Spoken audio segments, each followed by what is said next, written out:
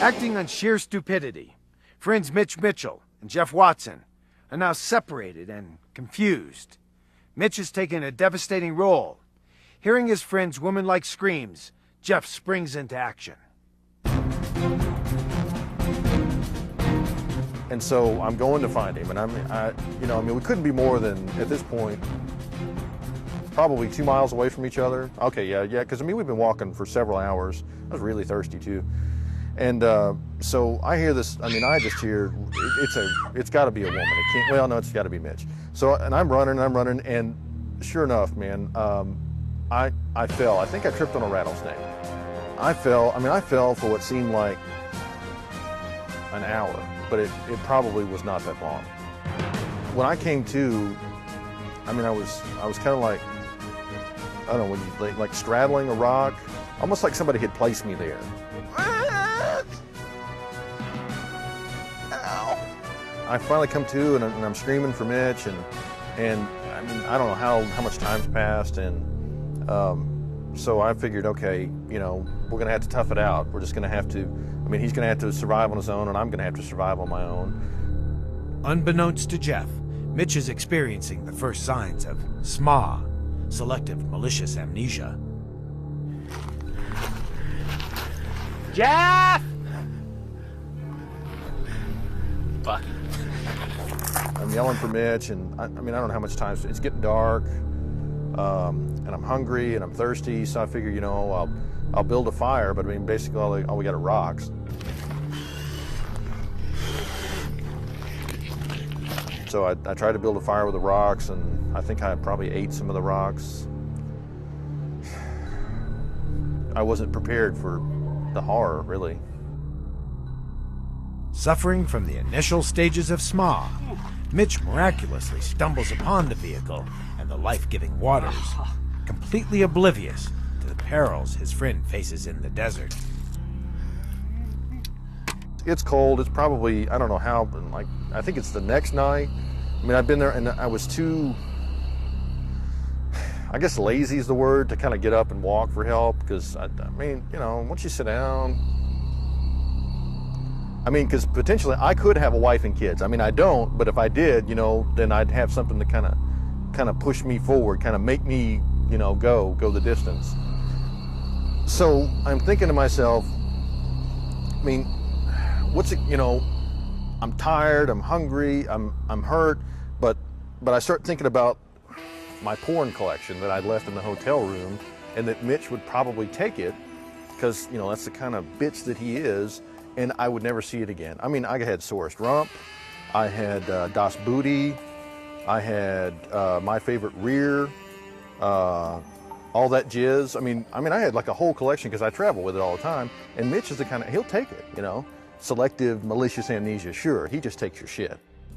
And so I got up, and then, man, okay, I'm walking through the desert, and and I hear what sounds like a car engine. I'm thinking, what's a car doing out here in the desert? And I realized, this whole time I'm like 30 feet from a road. I didn't realize we were that close. So I'm making it, and sure enough, there's the car, and Mitch is in the car, and so I'm like, I'm screaming and waving, man, Mitch, stop. He just took off, so I'm thinking, okay, maybe he didn't hear me.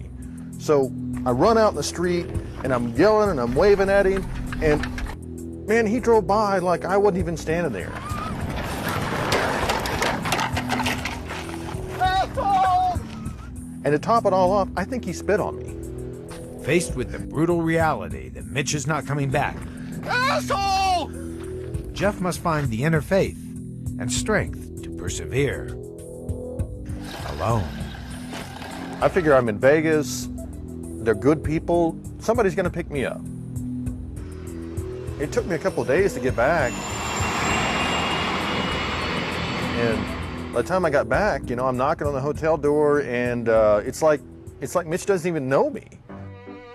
He's telling me about his helicopter rides, he's telling me about winning big in Vegas, he's just going on and on about the great time he's had. I'm like, dude, I was in the desert for 2 days, and you left me there. And first of all, his first question to me is like, well, who are you?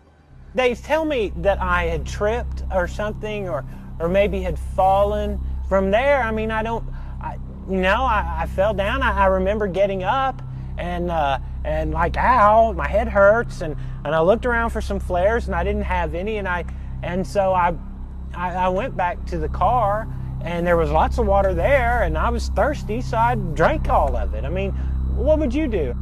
I drank the water, and I don't feel bad about that. And I went back to Las Vegas, that's all. I didn't do anything wrong. So I knew right away that I had to get him to a doctor. So I figured, I mean, we can only get the best for Mitch.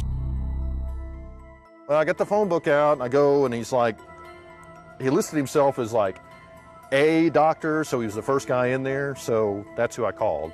Well, they made me go to a doctor. This Jeb person suggested I go to a doctor, squirrely guy. He had a goatee. It was not very pleasant. He was really accusatory in his tones about how maybe I block stuff, or maybe I suffer from this smay.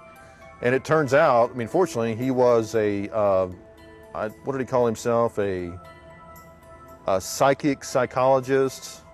Something, I don't remember exactly what it was, but he didn't even examine Mitch, and he just said right away, man, you've got selective malicious amnesia.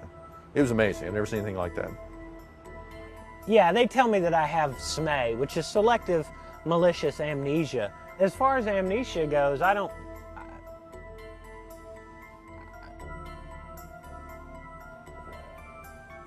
What were we talking about? I guess it's really true what they say about this selective malicious amnesia. I mean, it's selective, it's malicious, and you forget a lot of stuff. I was pleased that he thought so well of me that he wanted me to see this physician who was just an idiot.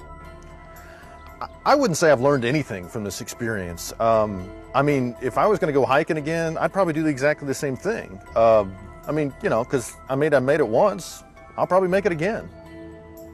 The treatment for the selective malicious amnesia that this Dr. Leno gave me was he allows this Jeb person, apparently it has to be someone close to you, he allows this Jeb person to just basically kick me in the nuts. The doctor said he only needed about 2 weeks worth of treatment, and that was really just to get him to understand that he has the selective malicious amnesia. I'm just going to keep kicking him in the nuts and just kind of see what happens. With Mitch's future hanging in the balance, the diagnosis and treatment comes as a hopeful gift from the divine heavens. Jeff, with love in his heart, has saved his friend from the jaws of death.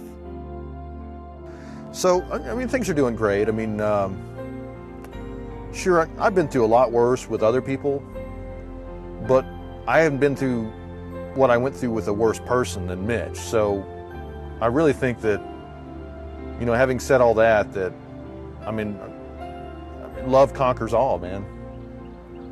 Although the emotional scars run deep for both Jeff and Mitch, friendship is a treasured gift, not to be forgotten. Today, Jeff and Mitch are still companions in adventure and life. If you find yourself left in the desert deliberately by your best friend, keep these tips in mind. Always wear a helmet. Always carry a probe. Avoid friends that might have the tendency to leave you in the desert. And to be absolutely safe, never leave your house. Thanks for watching Wild Survival. I'm Corbin Bernsen. Enjoy and be safe in the wild.